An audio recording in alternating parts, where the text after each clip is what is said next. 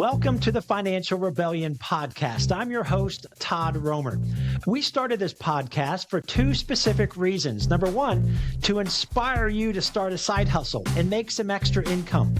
Or perhaps take that side hustle and turn it into a full-time business, like some of our guests have done already.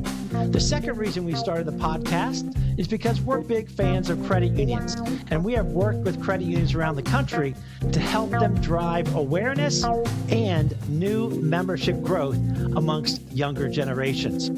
Frankly, with a credit union, you can do a lot of what we teach about money the Financial Rebellion way. So let's get into this episode of Financial Rebellion.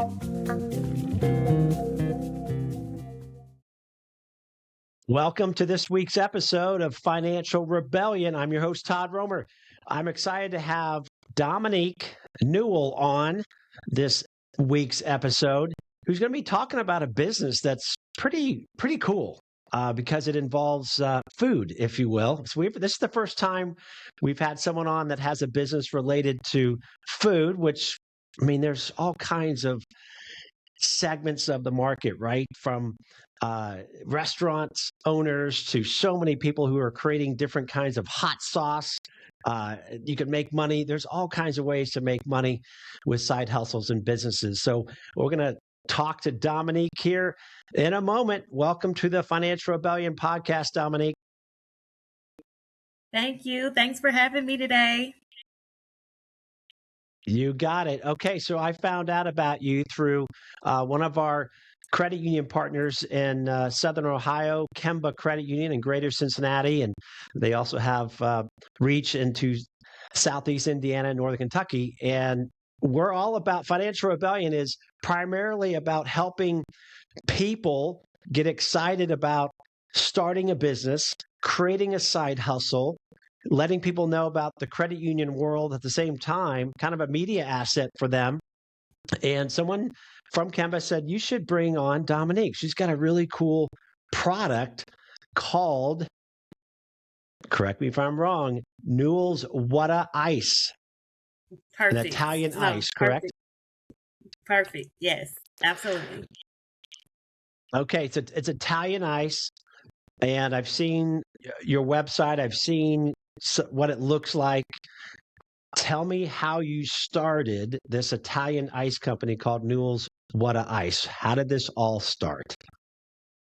So this all started this would be our sixth summer. So this is a seasonal business. We work strictly in the summertime. So this will be our sixth summer.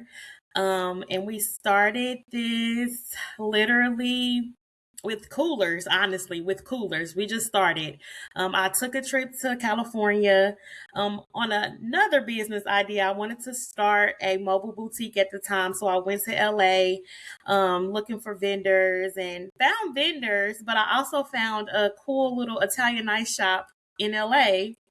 And I stopped in. It was extremely hot that day. I stopped in and got some Italian ice. And I literally sat outside the shop and was like blown away. Like I was so blown away with the Italian ice.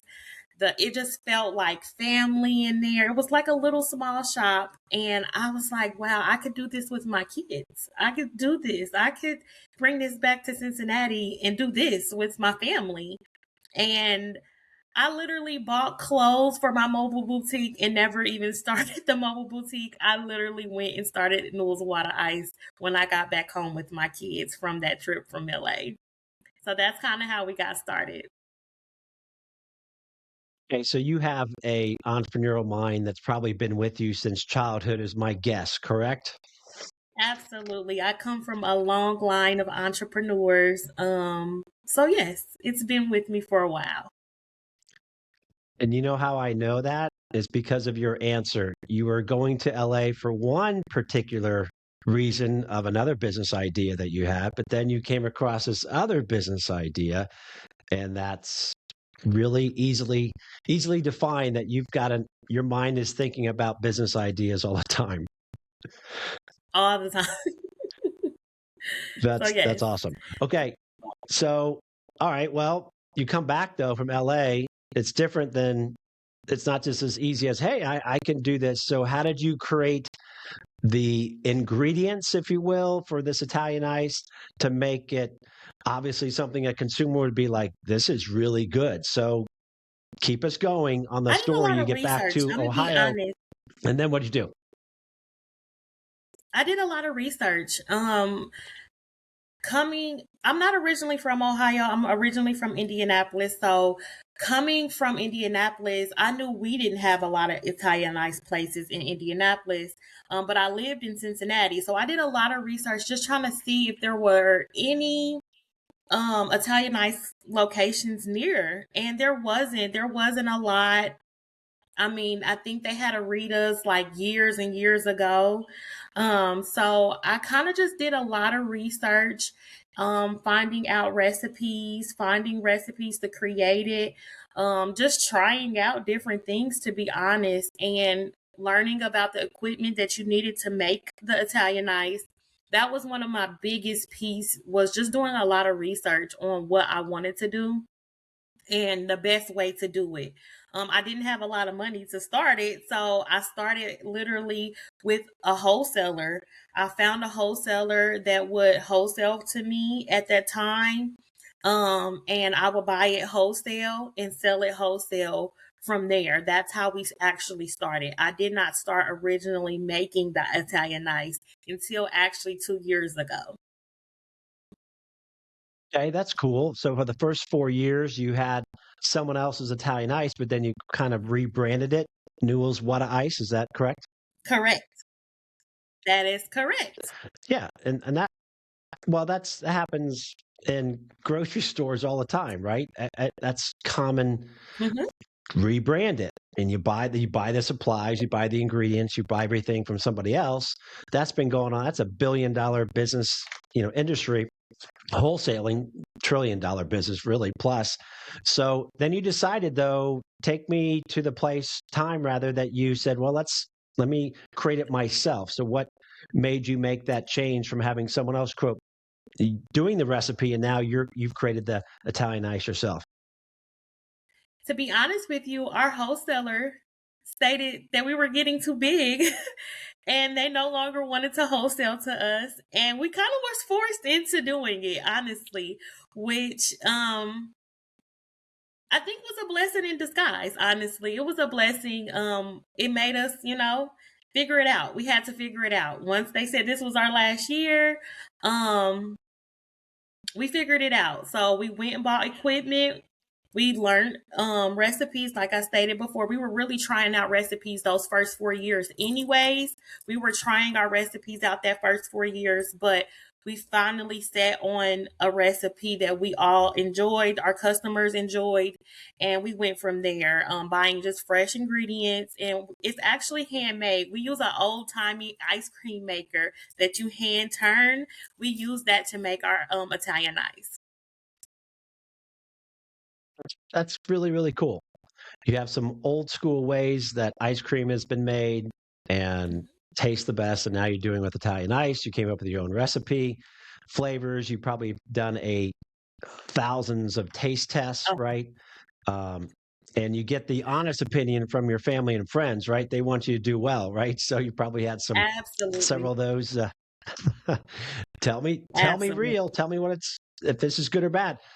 Okay, so then you started making your own Italian ice. You got too big. That's a fun problem. Um, then how are you seasonal business, summertime naturally. So then how did you start marketing the mobile business? That's really what you are. You go to places. So share more about where you're actually selling the Italian ice that you created. So again, not being from Cincinnati, I literally had to hit the streets and build a network of people in community to get around our business. So we started literally in our neighborhood. We would hold signs up, free samples of Italian ice. People will pull over and get our Italian ice. They will say, "Oh, hey, I know I have a daycare, or I know a business that would love to have you. You should come here." And people were just referring us to different people just off of the taste of the Italian ice. And once we were get referred to a person, they'll contact us, we'll book the event and we'll show up, we'll do the event and we'll get more referrals from that event. So that's really how we've grown our business, is literally word of mouth. Because I don't know a lot of people here in Cincinnati. It's literally off of word of mouth and just actually hitting the streets and getting out there, passing out business cards, talking to people is how I've shared my business with so many people. And actually meeting the guy Tim from Kimba, I met him at an event and we've worked several events together. And a lot of people really truly enjoy our Italian ice. Talk about ground floor, literally in your own neighborhood, then expands to, hey, I know an event coming up. My guess is you work with some schools. There's some good Mhm. school events where there's a We do lot of back to young school kids, events. right? Tell us more. With the YMCA. I've worked with YMCA. I've worked with 513 Relief Bus. We kind of follow that bus around Cincinnati, whatever events that they do. We've done Jazz in the Park. We've done Vegan Fest. We've done, oh my God, Winton Woods. We've done so many events. It's a lot to name. We've been pretty much all over Cincinnati. We've even done schools in Dayton, Ohio. We've done some also in Covington, Kentucky. We've done some schools over there in the park. So we're all over. Honestly, we're taking this mobile business everywhere we could possibly take it.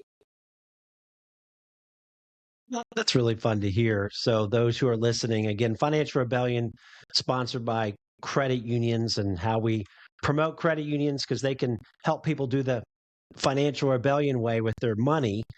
But this piece about entrepreneurship, this is ground floor, and how you literally have came back from LA with an idea. You started out in your neighborhood. Now you're expanding. Yes, it's mobile. You don't have any office space, if you will. And I assume your margins and profit are more than okay. Absolutely. We're doing amazing with our 6 years in business. Our profit margin is very is we're doing great. We're able to stay in business That is and we're growing. We've actually gained more push carts so that we can hire more staff for the summer. Dominique. What a fun niche you're in. You brought up Rita's Italian Ice. That's the only name that came to mind for me when I used to live in Orlando, my family too, for many, many years. They were all over the place naturally in a Mhm. warmer climate, almost 12 months of the year. And that's the only brand, if you will, or competitor that came up in my mind. I don't recall anything here in Southern Ohio that has Italian Ice like you're doing. And it makes sense that you're mobile only because 5 months out of the year, people don't really think about Italian ice, especially when there's a lot of ice going on in the winter, literally. And the last thing people think of is that, right? So, okay. So then, do you have any of your kids work for you?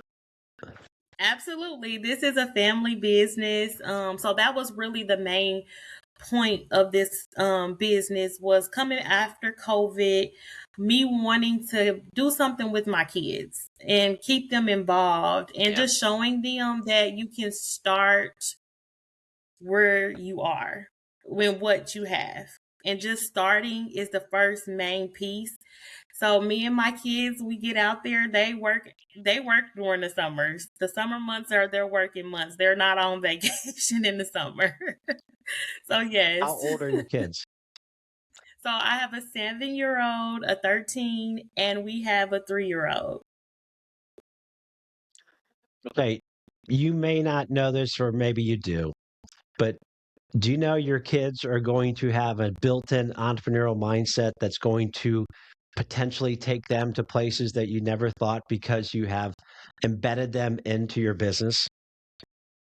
Absolutely. I think that that was my goal. That was the original. That's the goal.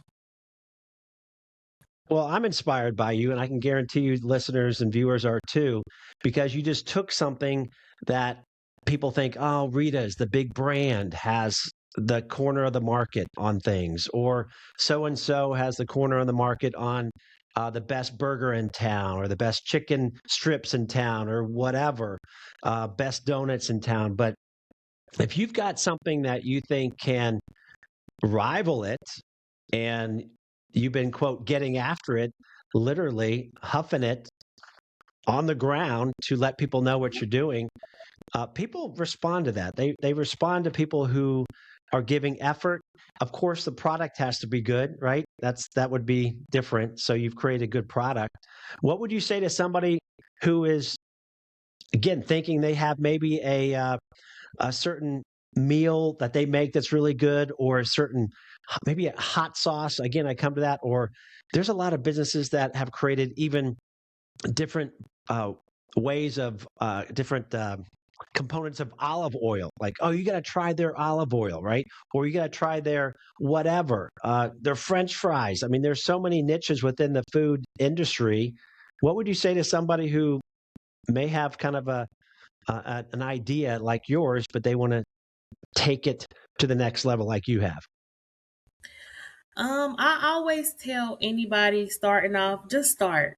Like, just, of course, test it out on family and friends and see what they say, but just start. The hardest part, and I feel like business, is starting and doing it and showing up every day for yourself. That is the hardest part for me in my business, was just to continue to every day, even on the hard days, to continue to just go. Um, because even if you work the job, you'll have a hard day at work. You still go back to work.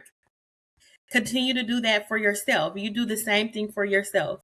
So I would just say to start it. Just start. And then how do you handle those doubts and fears that either came in, and I'm sure they still come in because that's just part of life and part of owning a business, or Mhm. anytime, right? But how do you handle when they come in, the doubts and fears of, is this business going to last? Negative thoughts. How do you handle that? I'm be honest. I pray. I talk to God. I ask God for guidance in my business, and I honestly ask for guidance in, am I doing the correct thing? Is this the right thing that I should be doing? And I promise you, I get answers all the time. I get signs. I'll get a check in the mail with my business name on it, like, okay, I thought I wasn't okay, but I'm okay. I could keep going. You will have signs. There will be signs there that tell you to keep going, and that has been my main source, is prayer and God telling me to keep going. And my business in the first year, I literally, again, I'm not from Cincinnati, so I literally built this from the ground up. And I didn't have to look so hard for people. People came in, and they kind of like lifted our business up. They lifted us up. So I would say our customers also have just really built this. They've helped us. Our customers have helped us so much that I don't have to go searching for business. They call me as soon as the summer hits. I need to get on the schedule. I need to do this. So our customers and God in prayer. What a combination, right? If Hmm. that's all you need, because you'll know if it's not, if it's heading south, at least you have said, you know what, I trust. You have faith. We had a Hmm. previous guest on a few weeks ago, Beth. She had the same thing when she started a business. She has a renewed faith, because if you don't, it can get pretty hairy. And I commend you for that. That is a big deal. That's certainly a big part of my life as well. So when Todd's in control, things don't go well. Or when I think I'm in Absolutely. control, things don't tend to go well. And that's been experience. I believe you're truly inspiring people listening to this. And do you have anything else in the works besides, you have all these business ideas, and that's what entrepreneurs do? Do you have anything like in the background you're like, yeah, maybe someday I might start this? Actually, I want to still focus right now on my Newell's water ice, but I am thinking about getting a location. Our customers have asked and asked and asked for a location. Um, and I kind of want to do that in our community where we started. So I think in the near future, I want to expand to a storefront. But right now, I'm going to just continue with our mobile business. But I think in the future, I'm looking at getting a storefront. So it's very clear to me that your customers not only respect you, they trust you, and they like you. People don't do that unless you have shown up time and time again, staying consistent in how you treat people. That's my guess as to why you're getting the type of referrals you will have, the interest to start an actual storefront. And in business, that is just a big deal in and of itself, right? People like to do business with people. People like to do business with people they like. And if you show up one way and then the next time you show up in a different look, then there might be a little, that's not the Dominique who I thought, but you've Mm-hmm. stayed consistent. How important is that when it comes to your own business growth and just being authentic with people? I think it's the most important piece of your business is just being authentic and just staying true to what you believe in and what you have.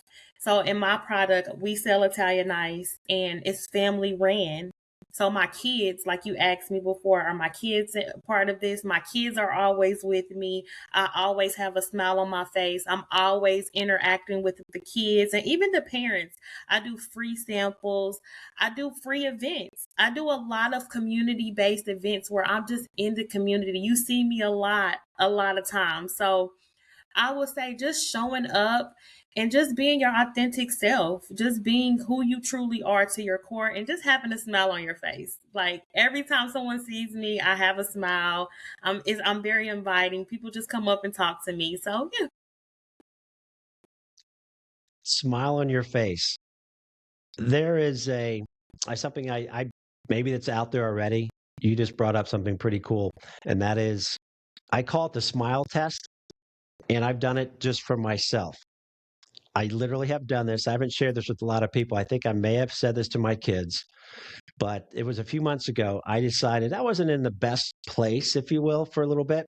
And I knew that the best way to get out of a funk, in a mental funk, emotional funk, is to get out in public and just, I decided to really grind through.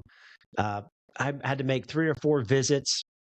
It was actually in early December. It was gift giving time for Christmas, and I had to buy a few things. And I went to like 4 or 5 different stores, and I decided to do my smile test, meaning I decided to smile in the store all the way to the cashier. And I then decided, so that was 4 visits. And then I did the same thing with little smile the next day in 3 separate interactions with people publicly in a store setting.